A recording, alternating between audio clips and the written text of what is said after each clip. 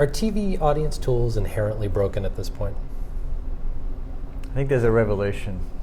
The revolution is that we need to go beyond the panel, and we need to talk to the people, the viewers, and they're talking to us.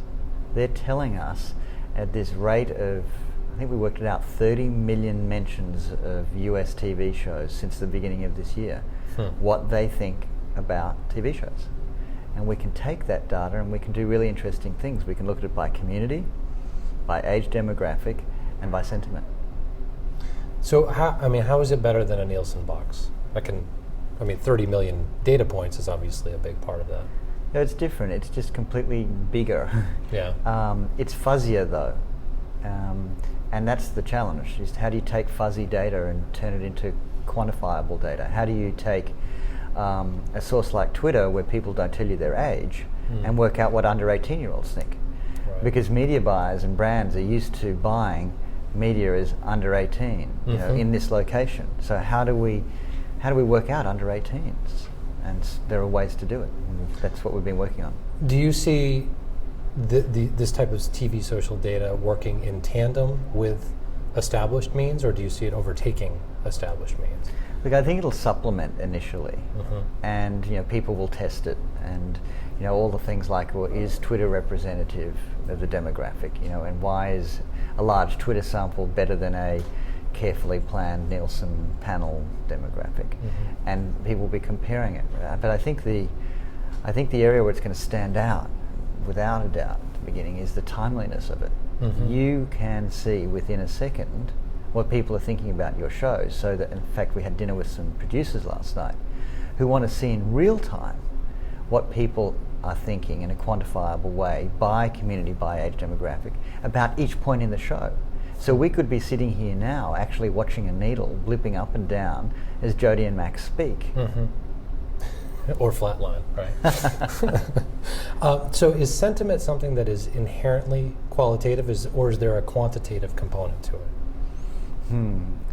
Actually, it's funny you mentioned sentiment, because I think even more important than sentiment is activity. It's mentions count. We look at this in financial markets too. And I was speaking to a very smart guy in financial markets who was saying, Jodee, I'm not interested in the sentiment of a particular stock. I just want to know what the activity is.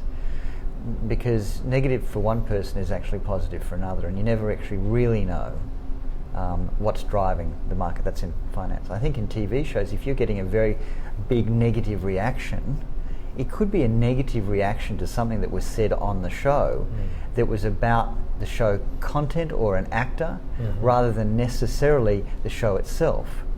So I actually think mentions count can be a much better guide for a potential advertiser than necessarily good or bad. So last question for you. How do you see this social data actually benefiting viewers? How will that manifest? So what I dream about is, how do we turn this collective memory that we're laying down at the rate of 10,000 posts a second into a collective intelligence? And what I dream about is walking into a room of strangers and looking over your head and seeing all of the things that interest you and the communities that you're part of and the hashtags that we have in common, the tags that we have in common, and then rapidly deciding in a new room of 100 people who I want to get to know. And I think the same sort of thing works for TV viewers.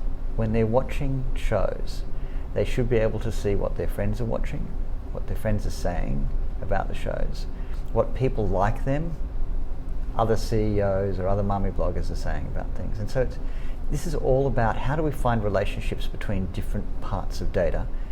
And in this case, it's to TV, and which, by the way, I don't watch very much TV. I'm the internet guy. But I do see all my kids having two screens open now. Well, thanks so much for being with us. Appreciate it. It's a pleasure. Thanks very much, Ray.